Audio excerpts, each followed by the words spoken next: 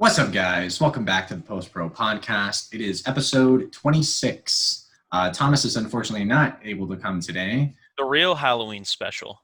Yeah, this is kind of the real Halloween special, even though it's only a couple days away. But this will be our last October Post Pro podcast.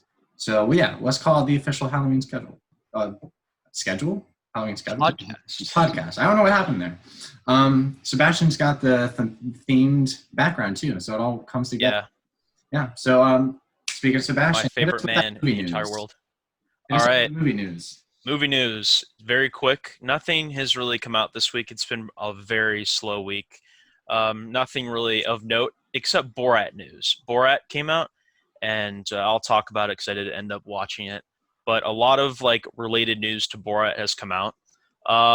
There is a part in the movie where there's this babysitter, and she was trying to sue Sacha Baron Cohen and all this. It's just a whole thing. There's 3 lawsuits going on with Borat 2 right now.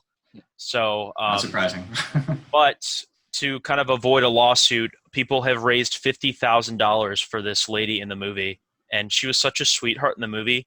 And they didn't tell her that she was going to be in a comedy, and she thought that it was a documentary, and there's a little mocking there, but yeah, anyway. Yeah, sure. Thought that was worth mentioning. Also, Kazakhstan has adopted "very nice" as their slogan for their tourism to their country. Really? And yes, it's also very ironic because when Borat originally came out, they banned it in Kazakhstan, and they said that was a disrespectful thing to their country. And now with Borat 2 coming out, they've adopted "very nice" as their official slogan for tourism. So maybe they were just you know what? If there's another one. Well, their tourism has actually boosted over the years because of Borat. I wouldn't be surprised. Yeah, makes sense. Yeah. So why not embrace it? I guess, right? Yeah, that's what I just thought was funny because they hated him at first, and then the prime minister of Kazakhstan shook hands with Sacha Baron Cohen at one point, and now they're just embracing the ridiculousness of Borat.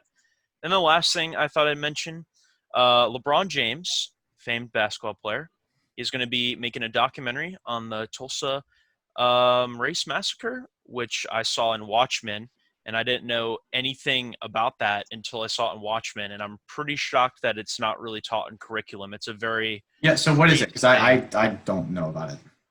In 1921, it was 21.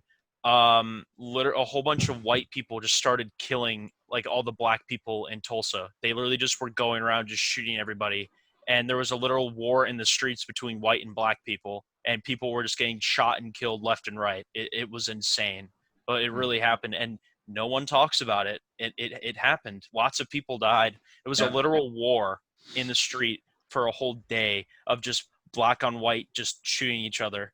Again, crazy stuff. They showed it in Watchmen because it was part of the plot, and I had no idea what it was until I saw Watchmen. So I'm actually pretty glad this is getting some spotlight because it's a pretty fucked up occurrence that happened in history, and it's just kind of glanced over. So I'm interested in it, and it'll be good. And that's really it. Nothing else interesting at all happened this week. So yeah, I didn't have any movie news. So we want to move on from there. Yeah, might as well. So Noah, how about you start us off with what we watched over this past week and a half? Okay. Let's see. I have to go to my diary. Okay, started it off with It Follows, which I forget if we were talking about while recording or after recording, but we were talking about it a little bit. It was after because I told you to watch it. Yeah, I mean, basically exactly. And then I did watch it later that night, I think, and it was pretty good. I don't know, not great or anything, but pretty good. Watched Black Christmas, the 1974 version. Okay, good. Honestly, kind of interested in the other ones. I don't really know. No, you should not be. The last one was one of the worst movies I think I've seen. I'm serious. I heard what is it, 2007? I heard that one's not bad. Oh, yeah, that one's not bad, but the last one... Yeah, the one that came out last year. Ooh. I heard it was really bad. I don't know. I haven't even heard that, honestly. I haven't necessarily heard anything about it, I guess. Other than that, it's... I would tell you to stay away. That's all I'm going to say about it. Okay, maybe I will. Did you see it, Sebastian? Yes, it's awful. It is awful. Yeah, I decided not to watch it because the trailer just looked really bad. No, it's bad. Yeah. But for the 74 version, I don't know, not my favorite or anything. And like more like straight down the line slashers are kind of not super engaging for me. Like same with Halloween, even though I think Halloween is probably like the best in the genre. I still don't necessarily like love it in the way that a lot of people do, but I do like it like a lot.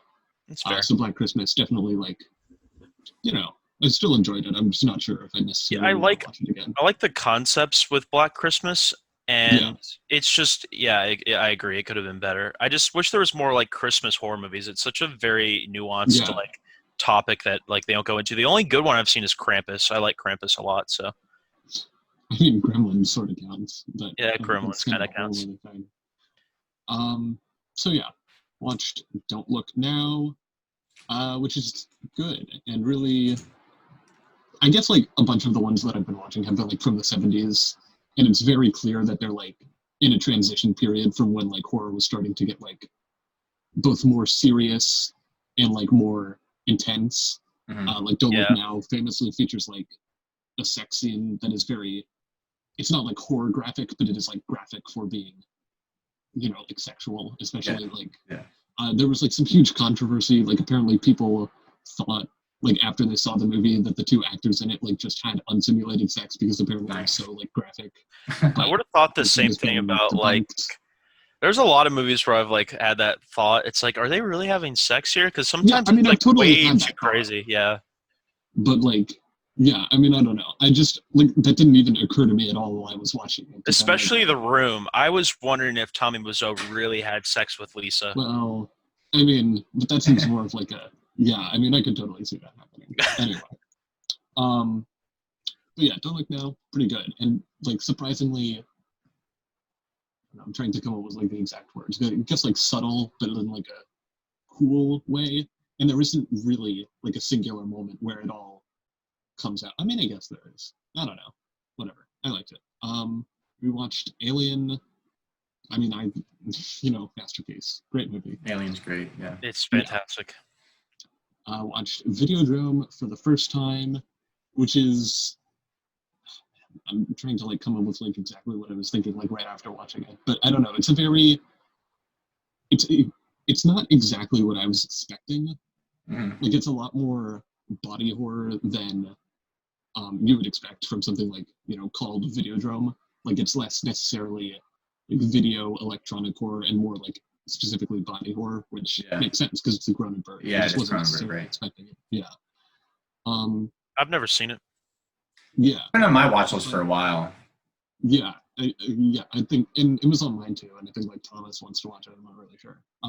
But I don't know, like really good, really like I think I mentioned this when I was talking about Shivers, which I watched like a couple of weeks ago. But it's again like another like how did they pull these effects off? Like it's just crazy and incredible and bizarre. But I would say, worth watching. And very much, despite being about like VHS tapes, it still like holds up like really well.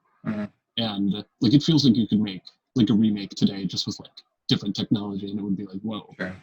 But yeah.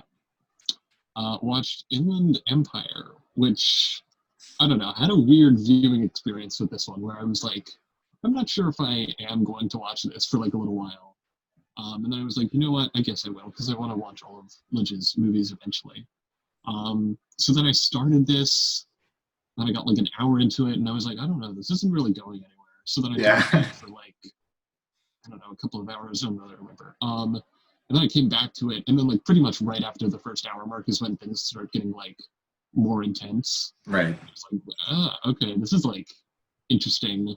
I don't know, kind of had like a whole range of emotions watching it, and then I was like, this is like really terrifying. And then I needed to like take a break, like turn the lights on, like after a little while. Yeah. Like, so by the time I finished it, I was like, I don't know that I even like liked that necessarily, but it was definitely effective in some way. Like it's really like truly unlike anything that I've ever seen. Yeah. It's like how it affected me and just like, the techniques and everything in general. It's almost like Lynch kind of threw everything he ever has done into it, because it doesn't even feel like a one cohesive movie at times. No. Yeah. It's all over the place. It's literally all over the place. I haven't seen it. So. I'd recommend it, Sebastian, just Yeah. to see it. Also, I want to watch it, but no one knows what I'm talking about when I mentioned the corridor scene with the character's called the Phantom. Yeah. Oh Yeah, my that God. is. I had to turn on the lights too. It is really unnerving. I think because I think I read your review before I watched it, so I think I turned the lights on like a couple of scenes in advance. Yeah. Just because I was like, okay. But yeah. Anyway. So after that, watched The King of Comedy because I was like, you know what, I need a break from horror. Yeah.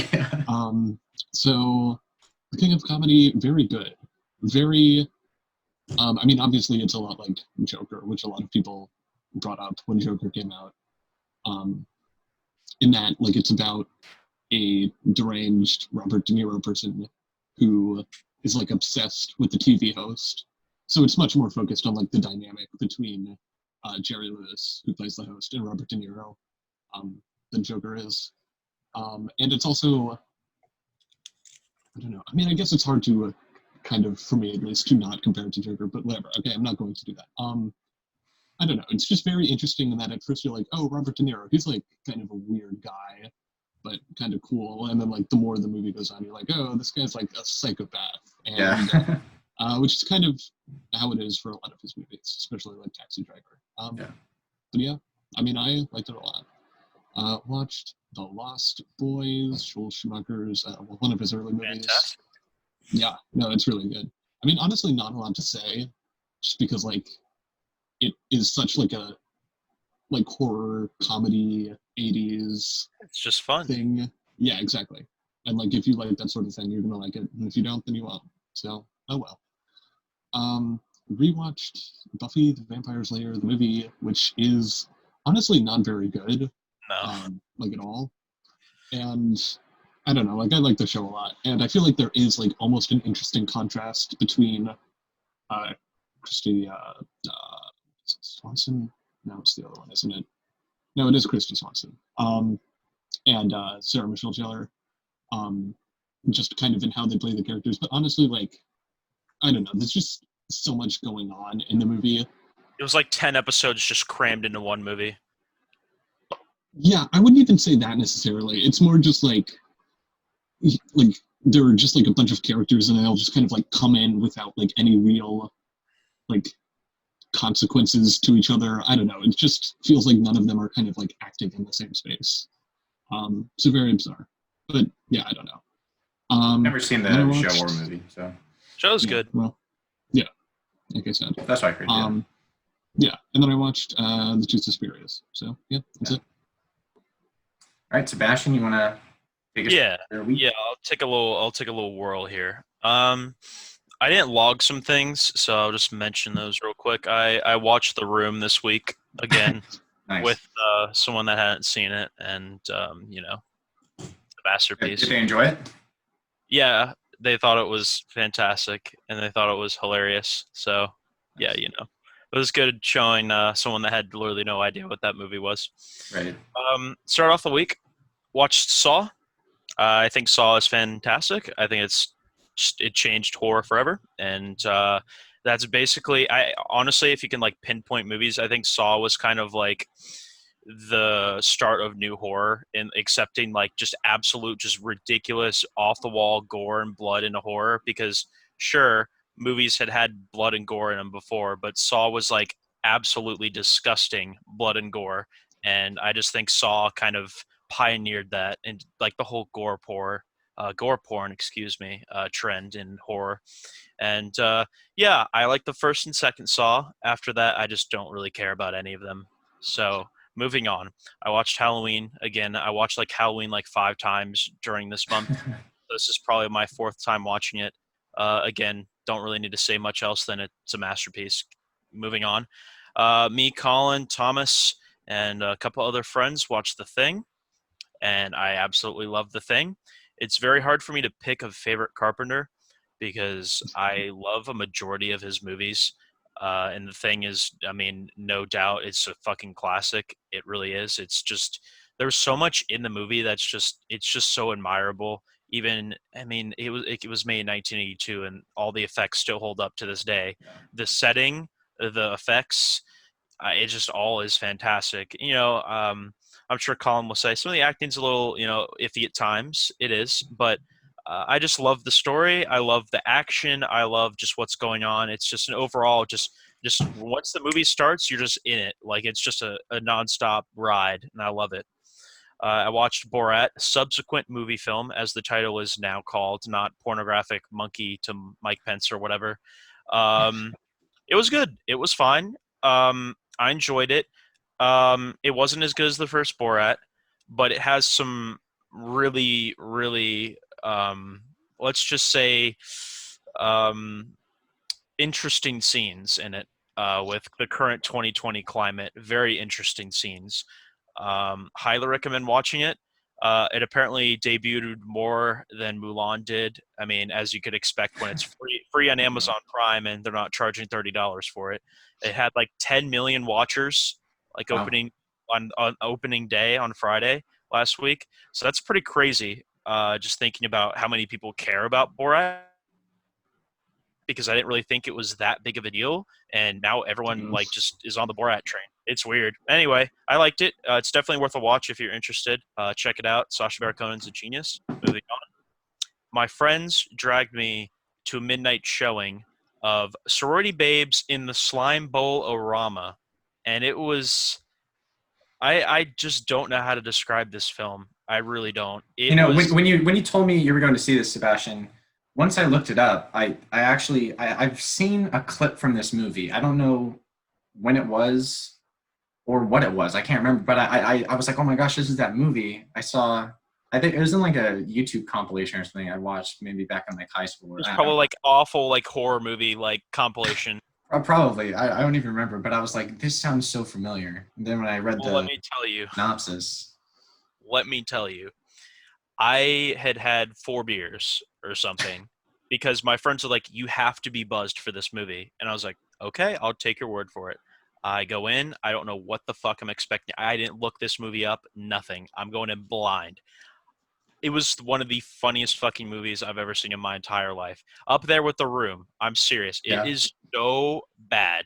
And the plot makes no sense. It is so ridiculous. And there is a magical imp who starts killing people at this bowling alley, and you cannot understand a fucking thing he's saying. He says things like literally exactly like that. Like you never can understand what he's saying, and he's a puppet, and it's a really awful puppet. He looks like a pile of shit. Like it's ridiculous. It really is. It's free on YouTube if anyone wants to watch it. Oh, really? Yes, I highly recommend it. It is a wild fucking ride. Yeah, I really wasn't prepared for what I saw, and apparently they're making another one after. Oh yeah, it's supposed to come out this year. Yeah, but there's not much known about it. They have a poster for it, and they're selling T-shirts, but I have not seen a trailer or anything from it. I tried looking it up after the movie, so yeah, check it out. It's one of the worst B movies I've ever seen, but it also is kind of self-aware and it's funny. It's just really hard to explain. Just watch it. It's weird. I watched Final Destination, the first one. It's awful, but it's also so good. It's so fucking ridiculous, but it is just so good at what it's going for. And it's like a just, guilty pleasure of yours? Yeah, it's a guilty pleasure. It's not good. If anyone told me their favorite movie was Final Destination, I'd laugh at them. It's not a good movie. It's just stupid. Like, I mean, I'm sure all of you have seen the one scene from the movie that's iconic. The girl, and she's like, you could drop fucking dead, and then she gets hit by a fucking bus. Oh yeah. Yeah. It's fucking hysterical. That may have been in the same compilation I saw the movie. It might have been like funny movie deaths, because maybe, I don't know. When I think of my favorite movie death, it's probably that death in Final Destination. It's just hysterical when it happens. It's great. So anyway, Final Destination. Moving on. I watched Halloween 2. I don't know. There's a big debate with Halloween 2. There's like people that don't like it, and there's people that do like it. And I'm in the middle. Like, I really like it a lot, but at the same time, it's also ridiculous because the ending. But the ending is also really good, but it's just ridiculous. It's very hard to explain. And then when Halloween 2018 came out, they're like, yeah, this movie didn't happen. And it kind of sucks because it's a good movie. And don't quote me on this, but I'm pretty sure when John Carpenter helped, he had nothing to do with this movie, I think, except for the score. He was like, or something like that, but he was like coked out of his mind, and he doesn't remember doing anything for this movie. I think something along the lines of that. It's like Stephen King with Cujo. It's like the same thing. Oh, well, he apparently wrote it. He's credited as the Oh writer. yeah, I think maybe he just fucking forgot that he wrote it. It's probably something like that. I remember reading that he was coked up out of his mind. So anyway, yeah, he definitely was coked up out of his mind, especially with the ending. The ending it's iconic, but it's ridiculous. So anyway, moving on from that, I watched Suspiria, and I watched Suspiria. Nice. Colin, over to you. All right, so I started off the week watching Panos Cosmatos' feature debut. He's the guy who did Mandy that came out a couple years ago. It's called Beyond the Black Rainbow, and the only reason I watched it was because it's a horror movie for the horror theme month, and it was leaving Amazon Prime in like less than a day. So I was like, all right, let's check it out. It's literally the definition of style over substance. There's literally like no plot to it whatsoever. So worse than Mandy. Well, see, I actually, funny enough, I like this better than Mandy because it was like, I didn't like how like the tonal switch in Mandy, how it was so serious in the first half and then went crazy Nick Cage in the second half. And I loved it. That's why I loved it. I mean, like if it was like that for the entire thing, then sure, but it wasn't. It was like a 180 in half. So this one was much more consistent in tone, which is why I think I liked it better. And it was also much better paced than Mandy, in my opinion. It looks phenomenal, like the set design, production. Yo, his cinematographer is really good. The cinematography is amazing, and the lighting, especially. I mean, it just looks incredible. But like I said, there's like no story or characters to this really at all, and the ending kind of sucked. So it wasn't bad though. Like I didn't hate it. I didn't hate Mandy either. But I kind of do want to watch Mandy now again, just to.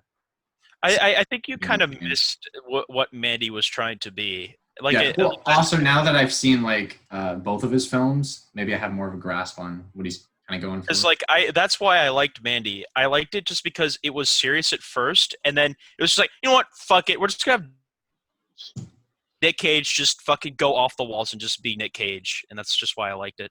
Yeah, I don't know, maybe. I mean, I still feel like I would like Beyond the Black Rainbow better. But so after that, I rewatched It Comes at Night, which is a really good atmospheric horror movie. It's good. Not a lot of answers. You don't really get a lot of anything from this movie except for just like this relentless mood it puts on you. I mean, the cinematography is great, performances are solid, the concept's interesting. I just kind of wish it went a little bit more into like the world that it's setting up. But nonetheless, it's a really good movie. Trey Edward Schultz, he's a director to look out for him. He's only done a few films, but with that and Waves, I haven't seen his debut, but he did Waves, the A24 one. Yeah. Mm-hmm. Oh, I absolutely loved Waves. I didn't even know that was the same guy. That's crazy. Same guy. Yeah, I haven't seen his features called Krisha. But I heard that one's really good as well. That's almost like Luca, dude. Like I didn't know Luca did Suspiria. I'm gonna be quite honest. So I watched it, and then I was like, is this the same guy that did Call Me by Your Name? Yeah, I was like, what the fuck? And then now he's doing Scarface. Like what? Yeah. Like what the fuck is he? He's all over the place, man. I think he just came out with a miniseries as well. Yeah, I've been watching it. Yeah. Oh, really? Yeah, I logged it. It's with Kid Cudi. Yeah, I think you mentioned it, yeah. Yeah. Oh, okay. Yeah, I didn't even make the connection. Yep. So yeah, after It Comes at Night, watched The Thing with the boys. I liked it. This was the first time I had seen it. I think it's got some issues, but also I wasn't paying attention 100%. Yeah, we were eating. We were eating pizza and stuff, so I definitely want to see it again. Practical effects, amazing. Set design, concept. I want to know where they filmed it. I think Jordan said Alaska, right? Because like, so. Dude, it was so sense, like, yeah. dude, it like I felt like that's what I'm saying. That movie, it's like setting and tone is like unparalleled. Like it's just so fucking creepy. It really does grab you from the opening, I had some stuff spoiled, unfortunately, but still it was still great to see in the moment. Like the iconic scenes I already knew about. I was like, wow, that's even cooler when you know the context, right? The ending is, I think, probably my favorite thing about the movie, to be honest. Ending was really good. I was like, dang, that's a good ending. So after The Thing, I decided to watch. There's a couple filmmakers. Their names are Justin Benson and Aaron Moorhead. Their new film Synchronic just came out this weekend, so I was planning on going to see that. So I decided to watch all of their other films because they were all on streaming services. So I started off with their debut called Resolution, and it was fine. It had some interesting concepts. Didn't really go anywhere with them, but the character work was pretty good. And for a movie that was only made for $20,000, it was actually it looked pretty nice, and they made really good use of where they shot it. It was in either Californian desert or Nevada somewhere, maybe New Mexico. I'm not sure. But it was interesting movie. Followed that up with their sophomore debut. That makes absolutely no sense. Sophomore effort with Spring. It actually takes place. All their movies take place in the same universe, so it was kind of cool to see all the little connective ties and stuff, Easter eggs thrown throughout. This one was okay. It definitely had the concepts there again, but didn't go further enough with those concepts. Character work was good, but the more like supernatural angle that's in all of their movies, they didn't go enough with this one. So I was a little let down, but I like the ending at least. And it's also kind of a romance movie, which I wasn't expecting. But it was a convincing romance mixed with horror-esque elements. So then took a break, had to go to school, and we watched Who's Afraid of Virginia Woolf, which is Mike Nichols' feature debut. And it was pretty good. It's definitely an exercise in performance because it's based on a stage play. And it's very true to that stage play. So the performances were fantastic. And for like a 2+ hour movie where people are just arguing in a house, it held my attention really well. And the only issue I had with it was really the ending. I'm not sure, we discussed it after we watched the movie, but I'm not sure I quite got the point of what they were going for with the ending. After we discussed it, I think I got a little bit, but I definitely want to see it again and see how knowing what they were kind of going for helps. My professor said the more you see it, the better it gets. So I definitely recommend it. And I know you said no, it's on your watch list. So Yeah, it's definitely an interesting movie for sure. After that, I watched. I didn't want to watch anything long, so I just watched a little short film this day. It's called "It Began Without Warning." It's a really weird sort of. I feel like you would like this, Sebastian. It's really The one you just saw? well, this little short film called "It Began Without Warning." It's just weird. It's just weird, and it's kind of intense, and it's funny also. But you might like it, Sebastian. So I'm taking it you didn't like it. No, I actually liked it. I actually liked it. I would have liked it to be longer to develop its ideas a bit more, but it's a fun, interesting, low budget short that has some good intensity and scares to it. After that, I continued the binge of all Justin Benson's and Aaron Moorhead's films with The Endless. This is the one I had seen before, actually, a couple years ago.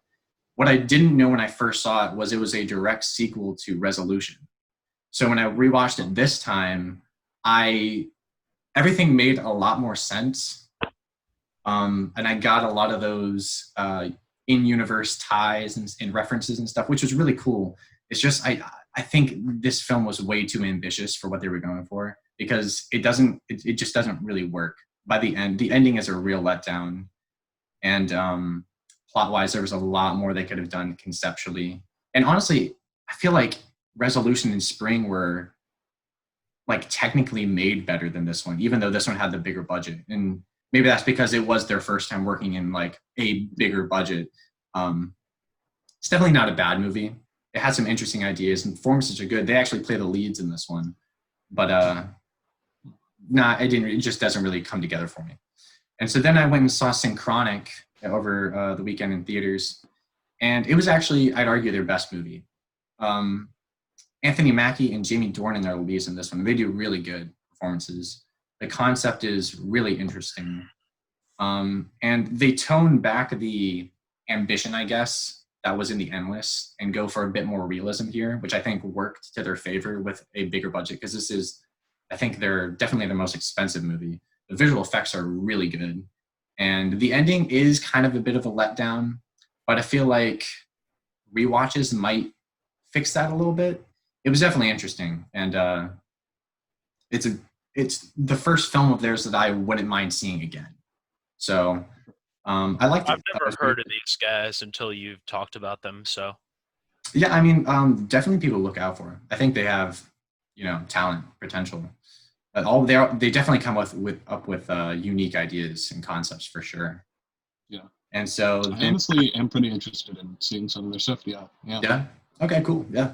Synchronic is definitely their best in my opinion. None of their movies are bad though. None of their movies are bad. And then I watched today both the Suspirias. It's been a long day. it's been a day. Yeah. Okie doke. We're back. We watched both Suspirias. Now we're going to talk about them. So, first time I saw the original, 1977, Dario Argento directed, was 2 years ago, right before I went and saw the remake. Upon initial watch, I absolutely hated it. I thought it was terrible. And I still pretty much hold that sentiment after rewatch. Though I think it's made well, cinematography is great, lighting's phenomenal. I like the visual style Argento's going for. Set design, production-wise, it's all good. They make great use of the setting. But the story here is awful, and the script is absolutely terrible. I wouldn't even say there really is a story. Yeah, exactly.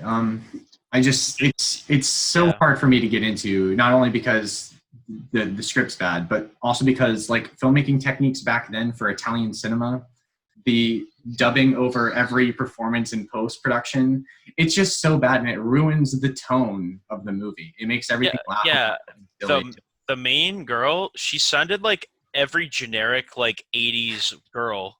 Like I can't pinpoint, but like she just sounded like every single girl from an 80s movie. The exact same line delivery, the exact same everything. I was just like, and it's funny because she's like the best performance in the movie. Yeah, but it was just weird. I was like, it's going on strange why they just the decision making in doing that. But that's like how all Italian movies were in that era. Yeah. So I mean, apparently it wasn't even decision. It was just like how it was done. Yeah, I sure. So it was like normal, but still, it's just I guess to us, it's just it's an odd thing. I'm sure if I saw more Italian films from that time, maybe I'd appreciate it more, but I don't have the strength to do so. Yeah, I'm genuinely like wondering like if there are any other like popular Italian films. Like this is the only one I can really think of. Yeah. Like pre-1990s or whatever. I mean, I've seen a couple in film school. I can't remember the names of them, but it definitely works better when they're speaking Italian. You know what I mean? Like when the dubbing and performance are in Italian, so it's. Where was also I was confused where it was taking place at. It's in Germany. Yeah, but I was just confused as well. But because the Italian, I was like, "What is going on?" Here? It's an Italian-made film where people speak English in German. Yeah, that's what was really tripping me out because I was like, "This seems like Germany, but I can't really tell because there's people speaking English and then really bad dubs." I'm like, I just don't know. Yeah, it was Germany. I mean, so they had American actors in here, they had Italian actors in here, and they had German actors in here. And they're all dubbing themselves in post, maybe with the exception of a few. But you can tell from their accents. It is just interesting that the way they did it. I think that's the most fascinating thing about this movie and Italian cinema from that era. It's just that's how and it's odd. Since you're talking about Italian cinema, all I can think of is the Once Upon a Time in Hollywood scene where Rick Dalton goes to Italy to film the spaghetti westerns. That's like all I can think about now. But they aren't. That's probably how they were doing it. That's probably how they were doing it then. Yeah. They're not even real movies, but that's all I'm thinking about. Is yeah. So Rick Dalton spaghetti westerns. Yeah. So I mean, I really don't have much to say on this first one. I like I said, like the cinematography.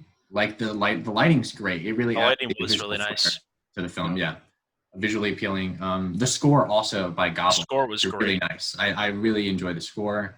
And when all those elements come together, they create an effective mood because there is some solid tension and creepiness throughout the movie. It's just whenever someone starts talking, that's when it ruins it for me, and it makes Yeah. it uneven tonally and pace wise, and just because the dialogue's really bad, because there isn't really much of a story here.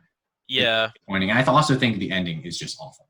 The ending Yeah. is No. So I'm like right so with you pretty anticlimactic. much. I'm like right with you pretty much. But like I really like obviously I liked it a little bit more than you just because like I can respect like my biggest problem was the story and plot, but I really like the filmmaking. That's why I gave it a 2.5 because I thought the filmmaking was great. I mean, it's better than a lot of movies I've seen even from now. Like the lighting, cinematography was all great. I thought the setting was fantastic. I thought the actual house they were in was, Yeah, it clearly looks it good. probably wasn't a house. Probably it was probably a set or something, but whatever. I thought it was just really created that mood. I think it was an actual like building. Yeah, Actually. yeah. But I mean, like inside when they were inside the house, maybe Okay. they used a set or something. Yeah, whatever, I whatever. think it was a set, yeah. Yeah, or Yeah, something, okay. whatever. Yeah, but besides the point, Combination whatever. of both. Set, house, whatever. It was all great, but yeah, the story lost me. It was so incoherent. Like I had no idea what the fuck was going on. Like that girl got murdered at the beginning, and there's like the weird eyes and shit. I'm like, what is going on? And she got like smushed against glass. I'm like, what the fuck is happening? And then It's not that it's incoherent. It's just that it's so severely underdeveloped. I would say it's pretty incoherent too because it dabbles. It gives you like a little piece and then it doesn't really like Too much explain with anything. it. Yeah. Well, I guess that's what I mean. Sure. Yeah. I Yeah. see what you're saying. So it's like oh witches. We're not going to explain it. It's like what? It's like what is? And then the witch she stabs a witch bitch and just everything dies and the whole place collapses. I'm like, that's what why the fuck being is that the this? ending is so Yeah. anticlimactic And it reminded me of House. I read your review because that shit immediately reminded me of House and like the fucking house collapsing. I'm like, but yeah, no, it just was like tonally aware. And so, but it had elements, that did remind me of House a little bit. And they both come out in '77. Yeah, which is still kind of weird to think about. But yeah, it's fine. I don't think I'd watch it again, to be honest. It I was would okay. say rewatching this, I understood it a lot more. I understood the plot. But still, it's just there's so little there because honestly, what it feels like is creepy scene after creepy scene after creepy scene, and you're hoping it builds to something, but once you get to that finale, it just ends, and you're like, oh, that was it. Yeah, it was so unfulfilling because you're expecting some sort of big witch versus Susie showdown, and it's just, oh well, she killed it, and that's it. She was like invisible, and she saw her, and she stabbed her. Yeah. It's just a bad writing, sort of. Yeah, I don't know. What did you think, Noah? I liked it, honestly. I definitely didn't like. Yeah, I didn't love it or anything, but I mean, like the main reasons that I like it have been like the reasons that you've been talking about, and I think like the dubbing and the bad acting and everything. And I wouldn't necessarily call it bad, honestly. I kind of like Jessica Harper's performance in the lead, but just kind of like the weird tone, I guess, kind of adds to make it more like a fantasy than anything else. And less of a like specifically horror film. What was I saying? Horror or fantasy and whatever. I don't know. Oh, and like a mystery, sort of. Which again, like you kind of mentioned it being unfulfilling, which I guess I kind of agree with. Yeah. But I guess I mean like. See, I wanted more of that, like mystery, more of that. Yeah, I wanted to know what like the trying witches to were. uncover things because everything is so conveniently like placed. Sarah's just like, oh, I got these notes from this guy and witches, and then and they're gone. But they're gone. Yeah, everything's just conveniently placed so neatly that there's like, I don't know, it just doesn't. Also, those girls need to find a new school. Like, like what the fuck? But as I was saying, I don't know. It is very predictable in a way, but I kind of appreciated that because it is more of like a genre mystery, and I guess I was like, it's more of a mystery like with horror elements, so I wasn't necessarily expecting like a super complex mystery that had me like gasping when it was revealed or anything. Yeah, exactly. And it was more like the tense, thrilling elements, and also like I honestly thought like a few of the main like set PC or whatever like horror things were like pretty effective in ways that I haven't really seen before. Like especially the maggots with the hair thing. That's I would agree with that. I haven't seen. That's like very like you know. Yeah, and definitely. I mean, I agree with what you said about predictability. I mean, because you know exactly where it's going pretty much from the get go. You know, I mean, the score, they're literally whispering witches and just stuff in it. You know, so it's pretty obvious. That didn't bother me either, but I don't know. It's just how it really goes nowhere and just ends for me. That kind of ruins it. And just like if it had established a tonal awareness, kind of like House does in its opening act, I think I would have enjoyed it more. But because it's definitely going for seriousness, I think, and it just doesn't hit it right for me. So let's move on to the reboot. So do we want to rate this now? Or we want to rate them both at the end? Let's rate them both at the end. Okay, sure. Yeah. All right. So moving on to 2018 remake. That is like an hour and a half longer than the original. Directed by Luca Guadagnino, who we all know from Call Me by Your Name. What a departure. Yeah. I like this one better, and I'm going to go whim and say that Noah, you like the original better. Yeah. Okay, cool. That's what I was thinking. But I like this one a lot better. So the first time I saw it, I just watched the original Suspiria, and so I don't know if I was expecting. I think I was just so let down by the first one that I was hoping this next one would kind of be like an exact remake of the original, but just done better. And so I was disappointed by the fact that it was very different. Taking a couple of years and rewatching it, I appreciate it a lot more because of its differences.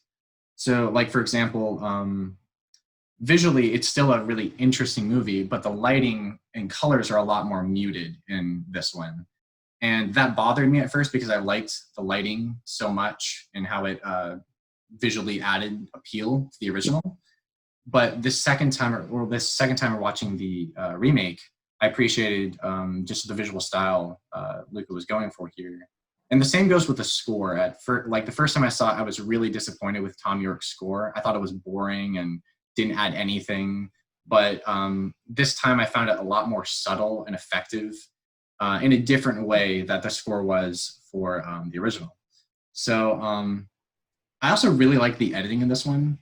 I think that adds a lot of visual style to it as well, and also plays with like subjectivity in an interesting way because it like crashes zoom on certain faces, linger on certain shots from a perspective, certain POV shots or hover, kind of shake around. I really liked how the editing and cinematography was done here. And also the ending. I'm not a huge fan of the ending here, but I think it's more effective than the original is, obviously, just because it has some sort of conclusion to it. While it's still like ambiguous in certain sense, but it's also like super different than the original. Yeah. I feel like I forget what it reminded me of, and I don't even think I necessarily had like a specific thing in mind at the time. But I feel like there's like another famous remake that like intentionally like derails towards the ending and does something like almost completely different. And I think that's a very wise choice, even though I don't necessarily love it. It's very good. Yeah, because I would say that about Halloween. I mean, sure, Halloween and Rob Zombie's. I'm trying to remember what it is, but I don't know. Yeah, I haven't seen Rob Zombie's Halloween. But that's like my best example if we're going to talk about remakes. Like Halloween, John Carpenter's is very, it's classic. It's very straightforward guy killing people. And then Rob Zombie comes in and he's like, you know what? I'm just going to have a story to this shit. And he makes Michael Myers sympathetic. I don't know. It's the best way I can describe. Without spoilers. Yeah. Yeah. It had the same vibe for me. It's kind of what I was thinking of. Sure. Yeah. I was going to say something. I don't remember what I was going to say though.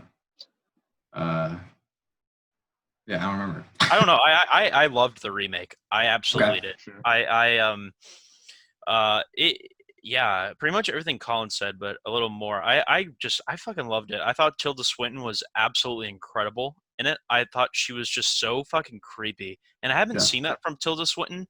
Like I've seen her in a lot of movies, but she's never like. What have you been watching?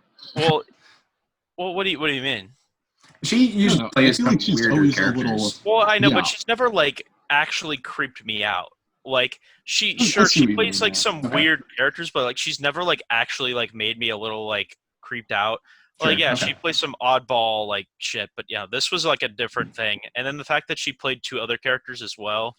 Let's talk about that because Yeah, the first time I knew something with Joseph, yeah, and when I got out and looked on IMDb and realized Tilda Swinton played an old man, I was like, okay, that's why that felt weird. It was obviously intentional. I just don't know if it worked. I don't think it worked. Because the voice, first of all, is like it's so not a man, you know. I just don't really see why they kind of. I thought it was fine, honestly. Yeah. I guess Obviously, like I the guess, prosthetics and the performance. well, yeah. I see what you're saying, but honestly, I don't want to go on a whim here, but I'm gonna take a wild guess she did that because she was trying to get a nomination for something. Because Oh, she's kind of like showing a dynamic range of characters because she plays three different characters. I feel like that's kind of what it was, but it didn't like bother me. But No, like I liked it. I kind of think it's because literally the entire cast is made of women, besides the two police officers, and they're kind of like used in a sense. You know, they're not major, but they're Yeah. used to the witches. I mean, but then so is the psychologist, obviously. Exactly, because he's like part of it too. So it's like, I don't know. Not necessarily. It's not like it's not a big thing. Yeah, no, But I just think they should have casted him. I thought no, I honestly I thought it was fine. Yeah. It didn't bother me, and at first I didn't even notice until like I kind of like I kept looking at the guy. I'm like, that's makeup. That look something's off there. And then I text you. I'm like, that has to be Tilda Swinton, right? Because like it just something was really off in the facial structure seemed the same, and I didn't know that she played more than one character going into it. And then I realized that she was like another character, the woman with the glasses, right? Wasn't she that person too? Oh no, Yeah, I think it was he played the Marcos. yeah, Mother Marcos at the end. Oh, the fucking deformed fuck thing. Yeah, the Yeah, one of them. Yeah. mother. Oh, then I just was tripping. I thought she was like the lady, whatever, that Yeah, killed. honestly, herself. when I saw the glasses at first, I was like, Yeah. is that? But then I was like, no. Yeah, Oh, no, yeah. yeah, that's how I was at first. I was like, wait, is she the yeah? Because I thought she, yeah, never mind. Anyway, Yeah. I loved the score. I thought Tilda Swinton was great. I really liked Dakota Johnson in this movie. I thought she was Yeah, really she's good. I really liked the style. I really liked the cinematography, as Colin said. It did have moments where there was like a nice visual flair, especially like in the dance scene where they have like all the red things on and they're dancing around. And then I like that we got to see some like dancing too. Yeah, well, that's yeah. I was actually about to say that because It's a really I cool hate- sequence too. Yeah, no. In the first one, it's got these dancers and they don't really dance, and when they do dance, it's really fucking lame and it's stupid. And then and this Yeah, and one, it's Jessica like, Harper doesn't really do anything either. yeah, and Yeah. she just kind of sits there and goes, and you know, you just get like on sick. the side. Yeah. So, but in this one, it's like, I love the dance scene, and then the first one where she dances and like fucking the other girl up. I was like, Yeah. holy shit, and Mhm. it And the was use good of to see- mirrors in these scenes Yes. as well, I really Oh, yeah. enjoy. Yeah. yes. Mirror But images and all. That's I got a lot of Hereditary vibes, and I know this came out like the same year, right? yeah. It's just Yeah. crazy. I think It's, Hereditary came out first. again, I know, but it's still crazy to think about how we paralleled House to Yeah. that, and that came out this year. And I literally was like thinking, like, especially when she was like contortion shit, I'm like, this is some Hereditary shit. Yeah. And the way yeah. it's filmed and everything, I was like, wow. It's I'm like, a super intense scene. yeah. I that one- squirmed yeah. a lot watching this, even though I knew it was Yeah. coming. You know, And- those and that- hook things they use. Yes. within- Yeah, that's. Yeah, no. When Mia Goth's character broke her leg when the holes opened in the Yeah. yeah. No, Right. but Super I liked, effective scenes. I like the subplot with the doctor or whatever you want to call him a lot. Yeah. Tilda Swinton's Yeah, me character. too, I like honestly. that. I honestly that kind of kept me interested in majority of the movie, and I really appreciate that because with the first one, and that's what I'm gonna say when it comes down to like comparing the two. I like the second one, the remake, better because there's just more substance and story, Yeah. and there's a lot more to the witches. There's a lot more to the witches Yeah. in this. You one than understand what they're Yeah. doing here, even if it's like Yeah. a little confusing at times, because the ending is a little like it's fucking off the wall. yeah. It's ridiculous, but like I I just appreciate like having more characters to all of the witches Right. as well, and Mhm. just that extra story substance, because that's what was missing from the first one. And Because to Susie's character as well. yes, Get some which backstory what on a her. bombshell that was. Oh yeah, you Yeah. talking about the ending? Yeah, Yeah. that was quite the bombshell. I didn't I see that remember- fucking coming at all. Yeah, I remember when I first saw it, I was like, the whole entire sequence. I was like, what in the world is happening, and why is it so different from the original? Because I was looking forward to seeing Dakota Johnson take on the witches. You know, like I said, I was expecting the remake to be a like full on remake, but then watching it again, I like where it goes, even though it's a little Yeah. what's Um, happening. if I was gonna say anything, Oh, I remember what I was going to say initially. oh Let me yeah, just go finish ahead, real quick. go ahead. Was I like how this as a remake takes a lot of influence from the movie, but still like remains its own unique thing. Yeah, You know what I mean? Which is what a remake should do. yes, Yes. absolutely. Like I liked how different, Yeah. but also the same it was. If I was really to complain about anything I didn't like in this movie, like in all honesty, I absolutely love this. I definitely want to watch it again because there's some things that I was like confused about. I was like, especially the ending. The ending, I was like kind of confused. I'm like, what the fuck is going on? I was loving it. I thought the fucking gore was great. I'm like, this is fucking awesome, but I have no idea what is happening right now. The epilogue, I think, was I think it should have just ended with the doctor kind of walking out. I think that's how the movie should have ended, in all honesty. I don't Yeah. think that epilogue needed to happen at all. And I don't Yeah. really understand what the epilogue really was trying to say other than conclude like the storyline with him trying to find his wife. Like it I don't think that was really needed at all. Yeah, the Um, epilogue is a little weird. yeah, I was kind of Still confused. am not completely sure on what they were going for. There's a line about guilt that Dakota Johnson's character says that I was like, I think I see what you're saying, but I don't. Yeah, I was confused because it was just a weird scene, and then I guess she wasn't really there because he started like contorting on the bed and like she wasn't there. I don't know, whatever, witch shit, I guess. And then the wall, what was that shot about? The ending shot? I was I really have confused no by. idea. I was like, Colin, do you have any idea about that? What was the ending shot trying to say with like when it zoomed into the wall and the wall was like a little like fucked up, like it was like the paint was Oh, missing. it was What about? Joseph and Ank's house. It was in the modern day. I thought you were talking about like the final shot, which is I think am it like talking comes about out. the post. final You're talking shot. about the post-credit scene I'm talking where. about the epilogue. Yeah, what was that about? Okay, well, the epilogue. Are you talking about the final like? No, he's talking about the epilogue. Okay, I'm talking about the epilogue, and like it zooms in from the power line, and it like Yeah. goes into the house. Like, what was that about? that was the doctor, the psychiatrist. That was his house. Yeah. And Modern it day? zoomed in- yeah, in the modern. I think so. Yeah. And it zoomed Oh, in I where see, where it the didn't heart was say- etched, yeah, and I it had their wouldn't- initials A and J. I didn't even see it. I guess like, Okay. I couldn't see it on Yeah, well, my I mean, it's supposed computer. to be a little. But like, it's what supposed was to the be point of boring. that? What was the point of that? I don't know. It beats me. Because like I it was think- really weird. Because like the one lady had like a book, and it said the Great Mother or something on the book. Oh, see, I didn't notice that. Yeah, I saw that immediately because like a lady walks by and she has a book that says the Great Mother on it, and then Oh. there's like some children or whatever that are playing there, and then the movie just ends, and I was like, what was the point of that scene? Yeah. I don't know. I'm gonna have to look it up later or rewatch it because I I was mean- kind of bewildered about like what was the point of showing that? What like to the narrative? What was that trying to like Yeah. show?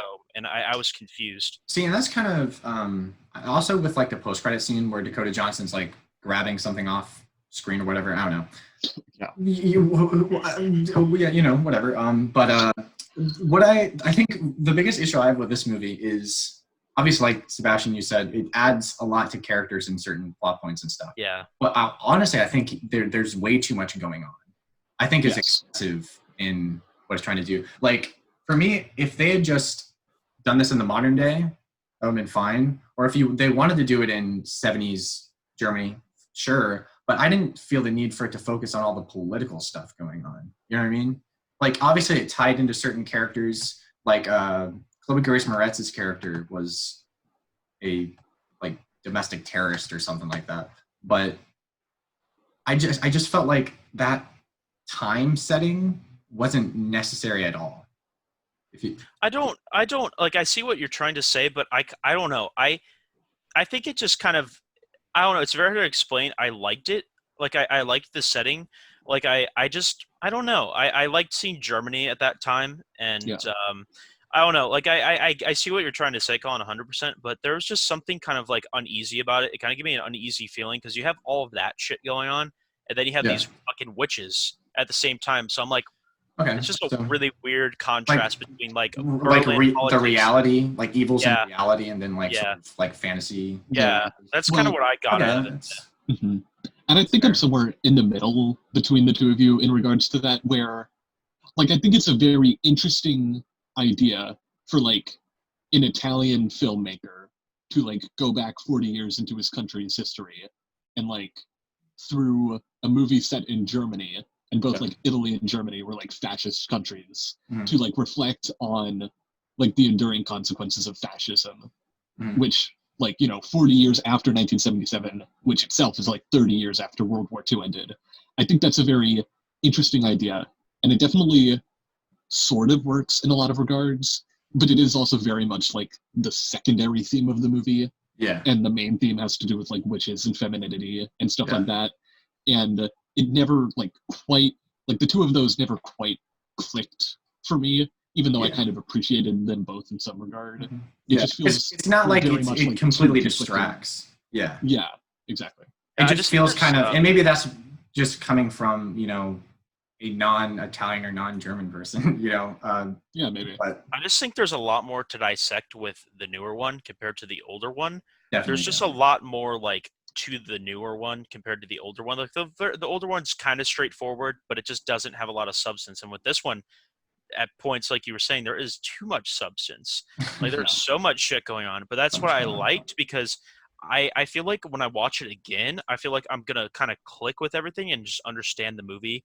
But like, I don't know, because I still haven't, but I mean, I appreciated it a lot more and understood a lot more of it this time. yeah, But it I is very pretty much dense. enjoyed it. Yeah. It's still crazy to think about. He did Call Me by Your Name, and which I gotta say this now. You know, I I still don't think him doing Scarface is a really good idea, but kind of seeing Suspiria and how he can just like go from a love story about, gay people to like this fucked up, twisted, just absolutely disgusting film. And then now he's going to do Scarface. I mean, I'm curious to see his Scarface Yeah, now, but at the same time, I definitely. just don't. I still don't think it needs to be remade, but I'm still interested now that I've seen Suspiria. I can kind of say that Luca is definitely a director to look out for because I didn't I didn't know he did Suspiria, and knowing that he did now, it's fucking crazy to even think about how he's done Coming by Your Name, Suspiria, and then the show I've been watching, We Are Who We Are. Mm. They're all so different, but he can do all of them so well. So I'm curious to see how he's going to tackle Scarface with the Coen Brothers script. I really am. And you could definitely tell he had a passion for the original when Yeah, he made definitely. this. Yeah. Yeah. Um, But both are definitely unique films. yes, I can't say I really like. I mean, I don't like really either of them, but I definitely appreciate certain aspects of both. I agree. I absolutely love this one though. I thought it was great, but I do like everything I've seen from him so far. I have liked. So I guess it's kind of a bias, kind of. And then I just love fucked up horror like that, and I thought the imagery in this film was wonderful. So Yeah. Oh, I wanted to mention one other thing I forgot to mention for the original film. This kind of goes into how like incoherent Sebastian said you said the plot kind of was. There are certain decisions that are made like throughout the film that just kind of make no sense or either don't have consequences or do have consequences but don't really make sense.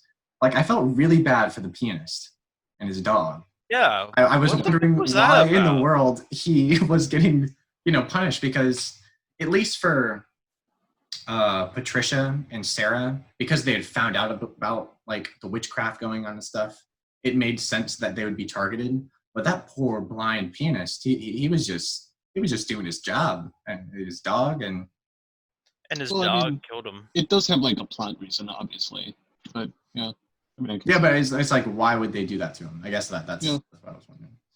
A minor thing, but whatever. Yeah. So, anything else, or do we want to hop into the? No, yeah. Let's hop into the ratings here. Yeah. All right. Well, for the original 1977 Dario Argento, I really don't like. I give it a 1. That's Okay. shocking. Even after you praise its cinematography and stuff, you still can't give it like Yeah. a 10 or a 5 or. Yeah, 10. Yeah, I'd give it an 8, honestly. An 8. Okay. And Sebastian, Um, you gave it a 5 out of 10. I give it, yeah. Well, no, I give it a 2.5. I mean, if you want to call it 5 out of 10, yeah, I'll give it. Yeah, sure, That's what 5. it is, That's yeah. fair. Yeah, that's fair because I liked half of it and like the other half. Yeah. Yeah. So that's like a 4.7 out of 10. And then for the original, yeah. So 4.7, not horrible. It's definitely not the worst. I don't think. Is it? No. No. No, I don't think so. No. I think Trick or Treat was worse, but yeah, I don't know. You really had to bring up Trick or Treat. You really had to do it. Well, he was asking. And then for the 2018 remake, I give it a 5 out of 10. I like this one significantly more. I give it a 4.5, which is like what, 85, 9, 90. Yeah. It's a 9. Yeah. Whatever. I gave it a 6 out of 10, which I think honestly might change if I watch it like distance at all from the original. Like literally watching them back to back was, I don't know, not the greatest decision, honestly. Yeah, so that's a 6.7 out of 10. So yeah, hopefully Thomas watches these and then he'll give us his thoughts later on. He probably won't. He told me he would. So if he doesn't, we have it on recording here. Call him out. All right, so I believe Noah, it's your pick now, right? Oh, is it? Oh man. Uh-oh. Wait, is it? I mean, Oh, it might wait. be. Wait, hold. I thought it is, right? Is I it? don't know. Hold on. I'm just gonna try and find something. You figure out if it is or not. Hold on. Yeah. Colin was last pick. Wait, hold on. No, I think it's me. It's Sebastian's. Yeah, that's right. Because Yeah. Okay. all right, I was thinking of last time when you weren't. Yeah. But yeah, my bad. Yeah. It is Sebastian's pick. Oh shit. Well, see, I actually didn't even know it was really mine. So give me like 30 seconds to just like brainstorm some random fucking movie for us to watch. Yeah, go ahead. Well, let's go to my watch list. Yeah. Guys, real quick. My PC might be a shame if it does. Shit. I mean, take your time. We got 5 minutes left in this. Oh, you know what? Okay, this is going to be absolutely oddball. No one would have ever saw this coming. I'm just going in because I wanted to rewatch this movie for quite some time, and I'm not expecting anyone here to like it. I'm not expecting Noah. I'm not expecting Tom. I'm not expecting anyone to like this. I just want to watch it. I want to watch 9. 9. Oh, is that the Sack Puppet, the animated movie? Yeah, animated one. Isn't that on Netflix or something like that?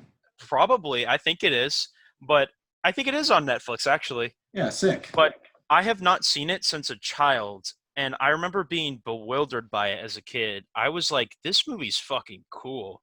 So I'm curious to just kind of see if it holds up in my memory or if my memory is fading and it sucks ass. So I just remember Tim Burton produced it, and it was sack puppets fighting mechanical machines. Nice. That's all I remember. I remember when this came out, and it scared me as a child. Yeah, exactly. It kind of. I haven't seen it, but just a trailer scared me. So, has anyone seen it here? No. I think you're the only one.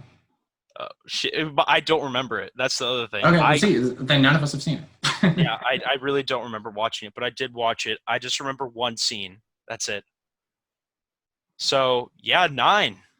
That's an oddball one. That's just one I pulled out of my ass because I didn't have any time to think about it. But well, I guess that timing worked out well, honestly. Yeah, hey, so I guess that's going to wrap up with that. That's going to wrap up the 26th episode of the Post Row Podcast, where we talked about both Suspirias. Check us out next week when we review 9. Hopefully everyone will be back that time. All right. Signing out.